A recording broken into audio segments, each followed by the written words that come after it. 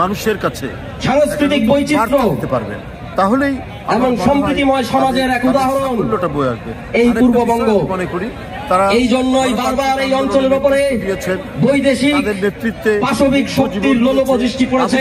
জীবন দিয়েছে, আমরা ব্রিটিশ শাসন মোকাবেলা করেছি, আমরা বিদেশি পশ্চিম পাকিস্তানি শাসন মোকাবেলা করেছি। সুতরাং তাদের এই রাজনৈতিক দল আমরা এই দেশীয় ভাষায় কথা বলে এই দেশীয় মানুষের মতো দেখতে, কিন্তু ওই বৈদেশিক শক্তির এজেন্টদের মোকাবেলাও করেছি, যেখানে সাধারণ মানুষ এই ঐতিহাসিক যাত্রাতে বারবার পশ্চিম দিক থেকে ধেয়ে আসা আগ্রাসী শক্তির বিরুদ্ধে বাংলাদেশের কৃষক শ্রমিক জনতা প্রতিরোধ করে তুলেছে।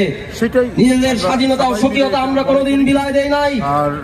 তারই ধারাবাহিকতায় 2024 এবং আশা করি যে বাংলাদেশের স্বাধীনতার পর থেকে এই অঞ্চলে বাংলার নিজস্ব অর্থনীতি, নিজস্ব সমাজ সংস্কৃতি এবং সভ্যতার বিকাশের পথে যে বৈদেশিক আধিপত্যবাদ বাধা হয়ে দাঁড়িয়েছিল, বৈদেশিক আধিপত্যবাদের যে এজেন্টরা আমাদের উপর চেপে বসেছিল, এই ধ্বনিটা জনগণকে সাথে নিয়ে ধর্ম বর্ণ মত পদের বিভেদে উঠতে ওঠে মূল বিষয়টি জনগণ হিসেবে আবির্ভূত হয়ে বাইরে আগস্টে আমরা সেই তারককে তাড়িয়ে দিয়েছি। এই বোধটা আমার কাছে মনে হয় প্রিয় ছাত্র জনতা, আন্দোলনের মধ্যে দিয়ে আমাদের এই সংগ্রামে অনেক রক্তক্ষয় হয়েছে। এটা যেন বজায় থাকে। আমাদের হাজারো ভাই বোন এখনো হাসপাতালে বিছানায় কাটাচ্ছেন। যে রাজনীতি, আমাদের হাজারো ভাই বোন শহীদ হয়েছেন।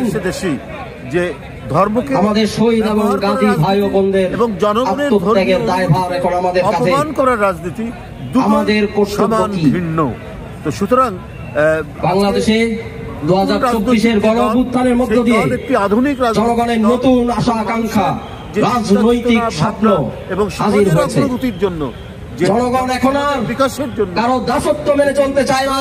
সেই কারো কোন এলিট গোষ্ঠীর নেতা হয়ে ওঠার অত্যন্ত জনপ্রিয় কোন অস্ত্র হিসেবে তারপরেও সে ব্যবহৃত হতে চায় না। জনগণ এখন নিজেদের ভাগ্য নিজেরা নির্মাণ করবে। প্রতিষ্ঠার দিনে কোন পরিবারতন্ত্র, কোন এলিট গোষ্ঠীর হাতে জনগণ ব্যবহৃত হবে না, হবে না, হবে না। তাদেরকে আন্তরিক শুভেচ্ছা। বাংলাদেশে কৃষকের ছেলে